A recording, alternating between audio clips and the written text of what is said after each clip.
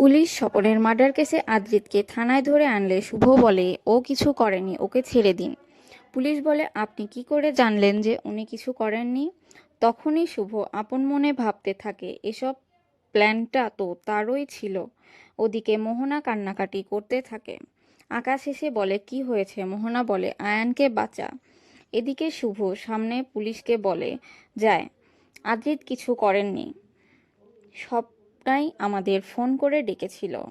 সেই মুহূর্তে স্বপ্না এসে সমস্তটা অস্বীকার করে আর বলে তোমরাই আমার দাদাকে খুন করেছো, তোমাদের শাস্তি হওয়া দরকার।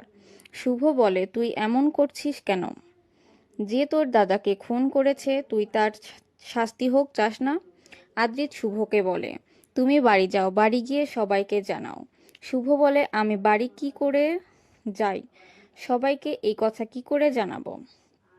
আদ্রিত বলে তুমি বাড়ি যাও, লয়ার ছাড়া কিছুই করা সম্ভব না। এই নিয়ে তারা কথা বলতে থাকে। অন্যদিকে আদ্রিত আর শুভ বাড়িতে ফিরে না এলে বাড়ির সবাই চিন্তা করতে থাকে। ওদিকে মোহনা আকাশকে বলে আয়ানকে বাঁচা, ওকে পুলিশ অ্যারেস্ট করেছে, ওকে খুনের দায়ে পুলিশ ধরে নিয়ে গেছে। আকাশ বলে তোকে ফোন করে কে জানালো? তখনই মোহনা চমকে যায়। অন্যদিকে সেবন্তী বলে এবার পুলিশে ফোন কর, আমার খুব চিন্তা হচ্ছে। পাশ থেকে ঋদ্ধি বলে আর কিছুক্ষণ দেখি, তারপর না হয় থানায় যাব। কিন্তু সেবন্তী এই কথা কিছুতেই শুনতে চায় না। তার মধ্যে ডোনা বলে আমার খুব ঘুম পাচ্ছে। তখনই ঋদ্ধি বলে তোমার ঘুম পাচ্ছে, ঘুম পেলে যাও তুমি গিয়ে ঘুমিয়ে পড়ো।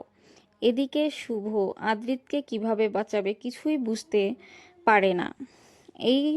এই ভেবে কষ্ট পেতে থাকে। তো বন্ধুরা, আপনাদের কেমন লাগলো সেটা কমেন্ট করে জানাবেন।